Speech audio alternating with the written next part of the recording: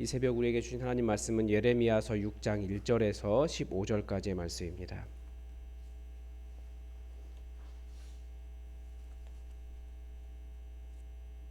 예레미야서 6장 1절에서 15절까지의 말씀입니다. 우리 하나님의 말씀을 다 함께 받들어 읽겠습니다. 베냐민 자손들아, 예루살렘 가운데로부터 피난하라. 드고아에서 나팔을 불고 베닷게렘에서 깃발을 들라. 재앙과 큰 파멸이 북방에서 엿보아 오미니라. 아름답고 우아한 시온의 딸을 내가 멸절하리니 목자들이 그 양떼를 몰고 와서 주위에 자기 장막을 치고 각기 그 처소에서 먹이리로다. 너희는 그를 칠 준비를 하라. 일어나라. 우리가 정오에 올라가자. 아하, 아깝다. 날이 기울어 저녁 그늘이 길었구나. 일어나라. 우리가 밤에 올라가서 그 요새들을 헐자하도다. 만군의 여호와께서 이와 같이 말하노라. 너희는 나무를 베어서 예루살렘을 향하여 목책을 만들라. 이는 벌 받을 성이라. 그 중에는 오직 포악한 것뿐이니라. 샘이 그물을 솟구쳐냄 같이 그가 그 악을 드러내니 폭력과 탈취가 거기에 들며 질병과 살상이 내 앞에 계속하느니라. 예루살렘아, 너는 훈계를 받으라. 그리하지 아니하면 내 마음이 너를 싫어하고 너를 황폐하게 하여 주민이 없는 땅으로 만들리라. 만군의 여호와께서 이와 같이 말씀하시되 포도를 따듯이 그들이 이스라엘의 남은 자를 말갛게 주우리라. 너는 포도 따는 자처럼 내 손을 광주리에 자주 놀리라 하시나니 내가 누구에게 말하며 누구에게 경책하여 듣게 할꼬. 보라, 그 귀가 할례를 받지 못하였으므로 듣지 못하는도다. 보라, 여호와의 말씀을 그들이 자신들에게 욕으로 여기고 이를 즐겨하지 아니하니 그러므로 여호와의 분노가 내게 가득하여 참기 어렵도다. 그것을 거리에 있는 아이들과 모인 청년들에게 부으리니 남편과 아내와 나이 든 사람과 늙은이가 다 잡히리로다. 내가 그 땅 주민에게 내 손을 펼 것인즉 그들의 집과 밭과 아내가 타인의 소유로 이전되리라. 여호와의 말씀이니라. 이는 그들이 가장 작은 자로부터 큰 자까지 다 탐욕을 부리며 선지자로부터 제사장까지 다 거짓을 행함이라. 그들이 내 백성의 상처를 가볍게 여기면서 말하기를 평강하다 평강하다 하나 평강이 없도다. 그들이 가증한 일을 행할 때에 부끄러워하였느냐? 아니라 조금도 부끄러워하지 않을 뿐 아니라 얼굴도 붉어지지 않았느니라. 그러므로 그들이 엎드러지는 자와 함께 엎드러질 것이라. 내가 그들을 벌하리니 그때 그들이 거꾸러지리라. 여호와의 말씀이니라. 아멘.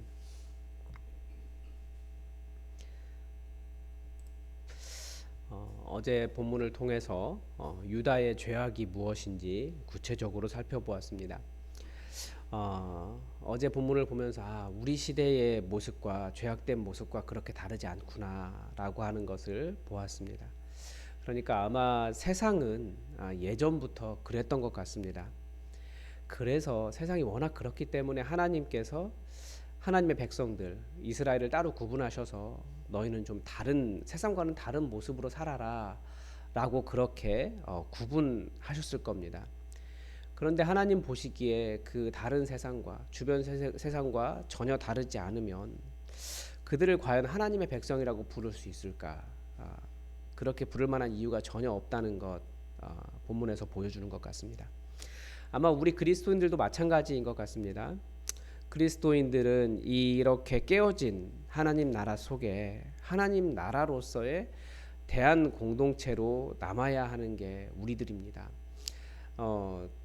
그래서 사도 바울은 우리들을 그 유배당한 사람들이다라고 하는 단어로 사용했고 그 바벨론 포로를 통해서 그 삶이 무엇인지 성경은 가르쳐 주고 있습니다. 우리는 이 세상 속에 살아가지만 세상과는 다른 삶을 살아가는 사람들이라는 거죠.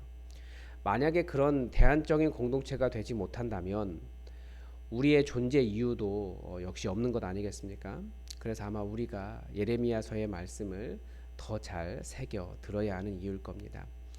오늘 본문도 예루살렘의 멸망과 죄악에 대해서 말씀하십니다. 하나님께서 보시기에 이 예루살렘은 악이 솟구쳐 오르는 도시라는 거예요. 사실 성경에서 나타나는 도시의 모습은 선악이 공존하는 곳입니다. 그러니까 굳이 뭐 악한 곳이다 라고도 이야기하지 않고 굳이 선한 곳이다라고도 이야기하지 않는데, 이 예루살렘 성을 향해서는 악이 솟구쳐 오르는 도시다 이렇게 말씀하십니다. 성경에서 가장 먼저 나타나는 도시는 가인이 세운 도시입니다. 동생 죽이고 가인이 피난처로 삼은 곳이 도시입니다. 그러니까 악을 꽃피우게 되죠. 그 자손들을 보면 계속해서 사람 죽이고 자기 자랑해요. 그런데 요한계시록에 나타나는 새 예루살렘은 우리에게 임하는, 처음에 만들어진 곳은 에덴 동산이었을지 모르겠지만 마지막에 우리에게 임하는 하나님의 마지막 곳은 도시입니다. 에덴 동산과 같은 도시가 새 예루살렘으로 임하는 거죠. 그러니까 새 예루살렘은 하나님의 정의가 있고 치유, 위로가 있는 도시였다라는 겁니다. 그러니까 지금 이 예루살렘이 참 안타까운 거죠. 하나님께서 원래 계획하신 예루살렘이라고 하는 도시는 그렇게 에덴 동산처럼 정의가 있고 하나님을 경외하고 치유가 있고 위로가 있는 그런 곳이기를 바라셨다라는 겁니다. 근데 그런 예루살렘이 지금 어떻게 되었습니까? 먼저 1절부터 5절에서 보면 예루살렘의 심판을 보여줍니다. 여기에서 들리는 메시지들은 시온성, 시온성이 예루살렘인데 시온성을 멸절하기 위해 준비하고 일어서라고 적군에게 이르는 내용입니다. 도시가 번성하는 이유는 무엇보다도 안전한 곳이기 때문에 그렇습니다. 도시에서는 재판이 이루어지고요. 성문에서부터 장로들이 도시의 질서를 논의하고, 그러니까 정의가 있는 곳이고, 하나님께서 이르신 첫 번째 그 이스라엘 백성들이 가나안 땅에 들어갔을 때 첫 번째 이루라고 하신 도시도 도피성, 그러니까 피난처였습니다. 그런 의미의 이미지의 도시였습니다. 반대로 구약 시대에 도시 바깥의 세상은 계속해서 피해 보복이 이루어지는 곳, 그런 곳이었습니다. 지금도 사람들이 도시로 몰리는 이유는 여러 가지가 있겠지만 그 중에 가장 중요한 한 가지 요인은 안전한 곳, 정의가 있는 곳이기 때문에 그렇습니다. 그런데 그 도시의 정의가, 그 안전이 사라져 버린 겁니다. 이 도시의 안전을 사라지게 하신 분은 안타깝게도 그 도시의 보호자이신 여호와이시다라는 것이 정말 아이러니한 것입니다. 그만큼 그 하나님의 도성이 하나님을 무시했기 때문입니다. 우리도 안전하다고 말하지만 그리스도인이 하나님께서 원하시는 그 하나님의 정의가 없다면 하나님은 계속해서 그 촛대를 옮기실 수 있다는 것을 우리는 기억해야 되는 겁니다. 이 도시의 또 다른 특징은 6절에 보면 그 안에 포악이 가득한 벌받을 성이다라고 말씀하십니다. 이 가득한 포악에 대해 샘이 그 물을 솟구쳐냄 같이 그가 그 악을 드러내니 폭력과 탈취, 질병과 살생만이 가득하다라고 지적하십니다. 샘이라고 하는 것은 사람이 마실 수 있는 생명을 주는 신선한 물을 솟구쳐내는 것 아닙니까? 그런데 그 살게 하는 물이 아니라 죽음을 솟구쳐낸다는 거예요. 어제 본문에 이어 계속해서 예루살렘 사람들의 문제를 보여주죠. 뭐 이런 내용은 사실 우리 시대에도 그렇게 낯선 단어들이나 상황은 아닙니다. 뭐 어제 잠깐 그래서 한번 인터넷 기사를 표제만 살펴봤는데, 안전해야 할 아파트 복도에서조차도 칼에 찔려 엄마의 눈앞에서 딸이 죽는 상황이 있고, 동생이 자신을 돌봐준 언니를 죽이고, 어미가 아기를 죽이고, 승질나면 눈에 뵈는 것이 없고, 주차 문제로 말다툼하다가도 사람을 죽이고, 이게 지금 우리나라가 되었어요. 자존심이 상하면 어떻게든 복수하는 거예요. 소리 지르고.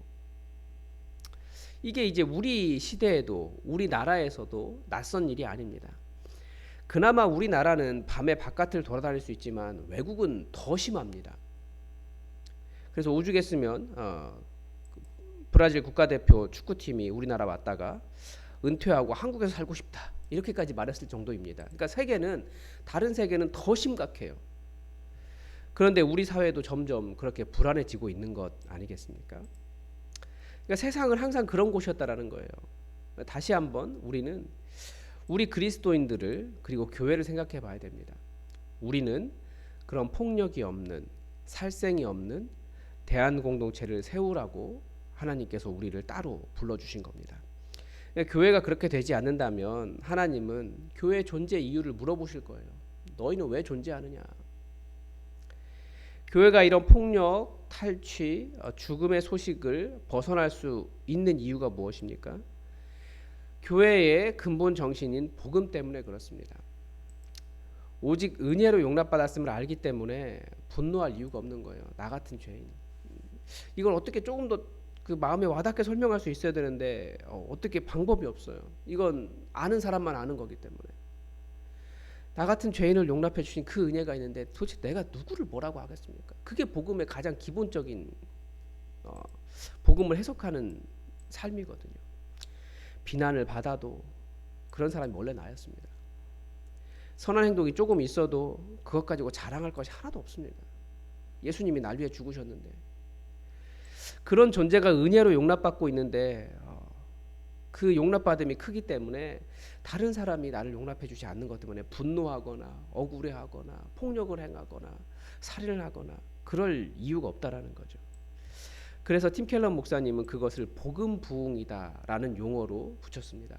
복음을 아는데 그 아는 것이 정말 내가 더 큰 죄인이구나를 깨닫고 다른 사람을 용납하는 단계까지 나가는 것을 복음 부흥이다. 그래서 복음의 어떤 그 정의를 바꾸면서 그렇게 말을 했습니다. 그러니까 복음이 사변이 아니라 내 삶을 해석하고 내가 복음의 길을 걷기 때문에 그런 이기심과 공로주의, 자존심과 거절감 이런 것들이 다 사라진 상태가 되더라는 겁니다. 그리고 오늘 우리가 함께 찬양한 우리 274장도 그 복음의 내용들, 내가 열심히 일하지만 내가 자랑할 것 없다고, 내가 열심히 삶을 바꾸려고 하지만 정말 내 마음을 먼저 정결하게 해달라고 그렇게 찬양하고 있지 않습니까? 복음 안에서 내가 어떠한 용납을 받았는지 알기 때문에 자유한 거죠.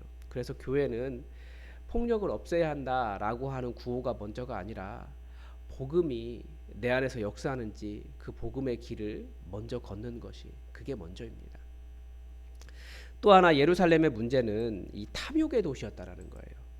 9절에서 보면 포도를 따듯이 이스라엘의 남은 자들을 말갛게 주울 것이다 라고 유다의 멸망을 포도원 추수에 비유합니다.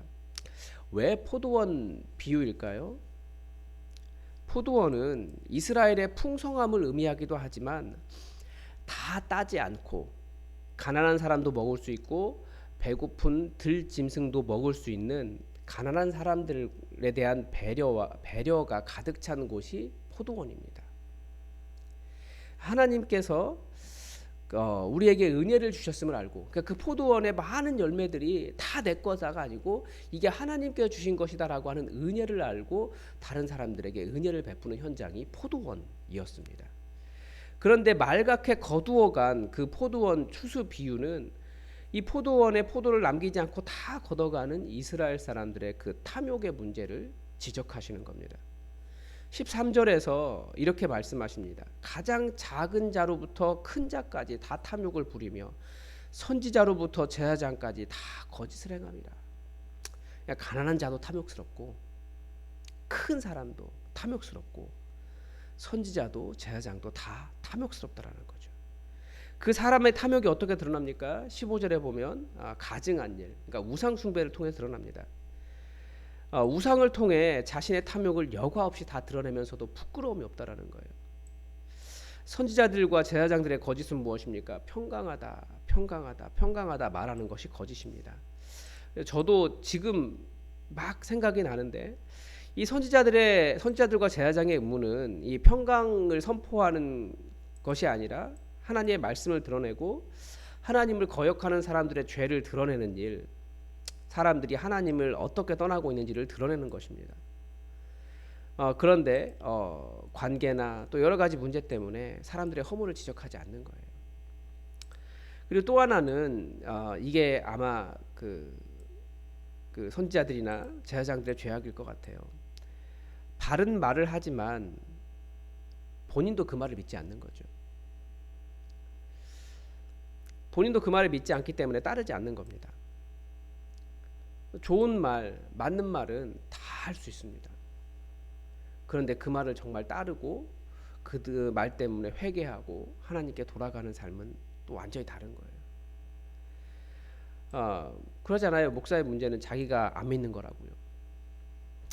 이해가 돼요. 이 시대의 죄를 지적하면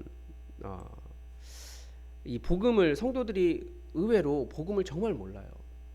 죄를 지적하면 그것을 수용하고 나 같은 죄인 구원하신 예수님의 은혜로 나가는 것이 아니라 주먹 들고 소리 지르며 싸우러 온다라는 거죠.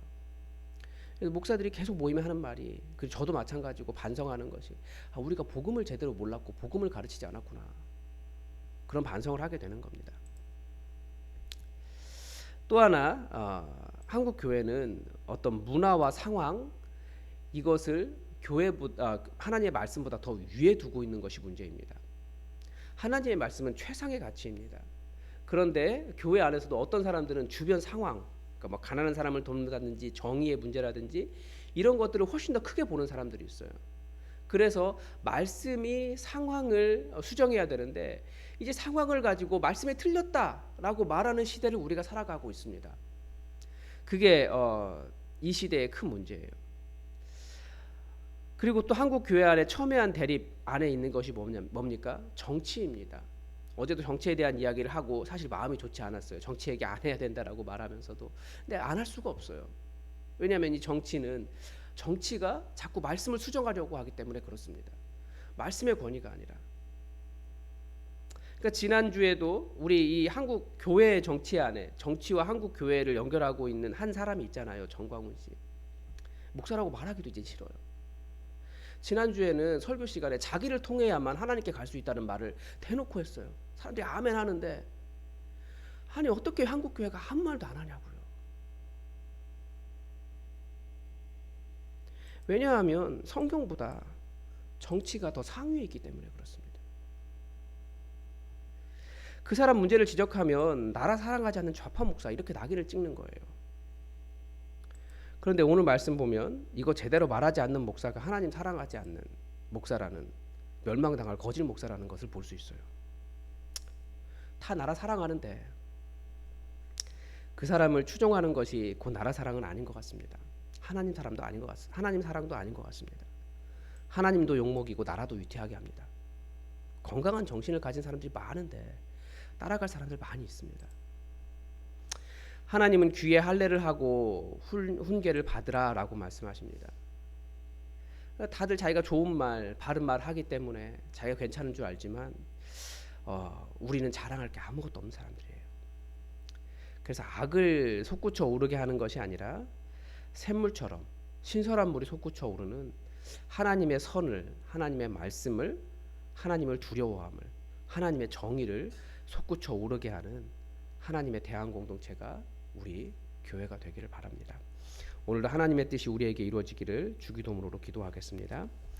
하늘에 계신 우리 아버지, 아버지의 이름을 거룩하게 하시며 아버지의 나라가 오게 하시며 아버지의 뜻이 하늘에서와 같이 땅에서도 이루어지게 하소서. 오늘 우리에게 일용할 양식을 주시고 우리가 우리에게 잘못한 사람을 용서하여 준 것 같이 우리 죄를 용서하여 주시고 우리를 시험에 빠지지 않게 하시고 악에서 구하소서. 나라와 권능과 영광이 영원히 아버지의 것입니다. 아멘. 여러분 오늘도 우리 나라를 위해서 함께 기도해 주십시오. 오늘도 많은 비가 내린다고 합니다. 특별히 충청도에 비가 많이 내린다고 하는데 그곳이 얼마 전에 산불이 났거든요. 그래서 나무를 많이 베어낸 상태입니다. 굉장히 산사태에 취약하고 제가 아는 많은 교회들도 산 중턱에 있어요. 걱정이 많이 되더라고요. 우리가 이 나라의 안전함을 위해서 우리 함께 기도했으면 좋겠고, 그리고 계속해서 교회 학교를 위해서 기도를 부탁을 드립니다. 다 함께 기도하겠습니다.